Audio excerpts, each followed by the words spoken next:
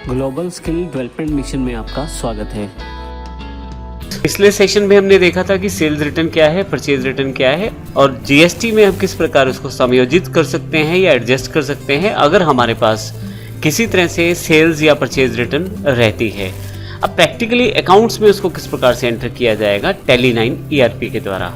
तो यहाँ मैं आपको बता दूं कि हमारे पास जब भी हमें सेल्स रिटर्न या परचेज रिटर्न को रिकॉर्ड करना है अपनी बुक्स में, तो हमें डेबिट नोट और क्रेडिट नोट का प्रयोग करना पड़ता है।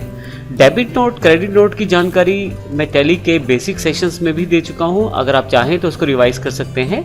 हालांकि यहाँ मैं बिल्कुल शुरुआत से एक बार दोबारा आपको ब्रीफ इंट्रोडक्शन देने वाला हूँ डेबिट और क्रेडिट नोट की। तो जब भी आपको परचेज रिटर्न रिकॉर्ड करना है अपने अकाउंट्स में तो आप डेबिट नोट इशू करते हैं, और जब भी आपको सेल्स रिटर्न रिकॉर्ड करना है अपने अकाउंट्स में तो आप क्रेडिट नोट इशू करते हैं। तो यहाँ सबसे इम्पोर्टेंट पॉइंट यही है कि डेबिट नोट जो है परचेज रिटर्न के समय रिकॉर्ड किया जाता है, जबकि क्रेडिट नोट जो है सेल्स रिटर्न के समय रिकॉर्ड किया जाता है। असल में यह एक तरह से रिवर्सल एंट्री रहने वाली है परचेज या सेल्स की, वो हम देखेंगे अगले सेशन में किस प्रकार से हम एंट्री भी करेंगे।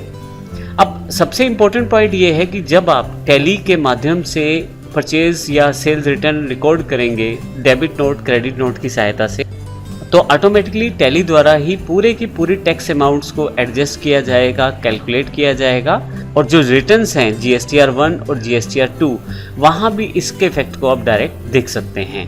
इसको हम देखने वाले हैं अगले सेशन में, लेकिन इस सेशन में आपको मैं ये बता दूं कि आप किस प्रकार से, अगर आप टैली का प्रयोग करते हैं तो किस प्रकार से आप डेबिट नोट और क्रेडिट नोट को ऑन कर सकते हैं। डिफ़ॉल्ट रूप में यह ऑप्शन ऑफ रहता है टैली में, तो आइए देखते हैं किस प्रकार से इन्हें हम ऑन कर सकते हैं।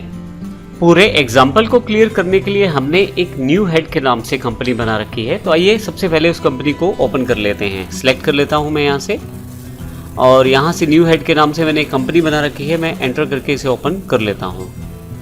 यहाँ पे आपके पास, हालांकि मैंने काफ़ी सारे लेजर्स और एंट्रीज पहले से कर रखी हैं जिनको मैं अगले सेशन में डिस्कस करने वाला हूं, लेकिन सबसे इंपॉर्टेंट पॉइंट, आप डेबिट नोट और क्रेडिट नोट को किस प्रकार से एक्टिवेट करेंगे।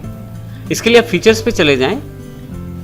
आप यहां से किसी भी एक फीचर को ओपन कर ले, और यहां मैंने अकाउंटिंग फीचर को ओपन किया है। अगर आप किसी और को भी ओपन करते हैं तो इन शॉर्टकट कीज से आप फिर से अकाउंट्स पे आ सकते हैं।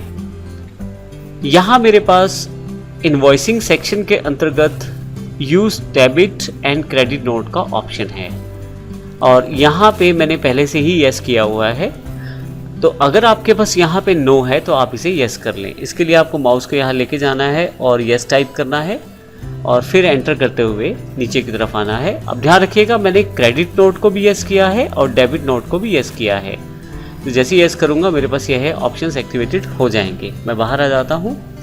ऑप्शंस एक्टिवेटेड है ये आपको कैसे पता लगेगा, इसके लिए आप अकाउंटिंग वाउचर्स पे चले जाएं। आप देखेंगे यहाँ पे आपके पास जो बटन बार है टैली की, उसमें आपको डेबिट नोट और क्रेडिट नोट का ऑप्शन मिलेगा, ये देखें आप। और इस तरह से मैं डेबिट नोट और क्रेडिट नोट को एक्टिवेट कर सकता हूँ अकाउंट्स में टैली में। अगले सेशन में हम बात करेंगे कौन कौन से लेजर्स की हमें रिक्वायरमेंट है और कौन कौन सी एंट्रीज हमें करनी है, फिर उन सब एंट्रीज को भी करके हम देखने वाले हैं अगले सेशन में। धन्यवाद।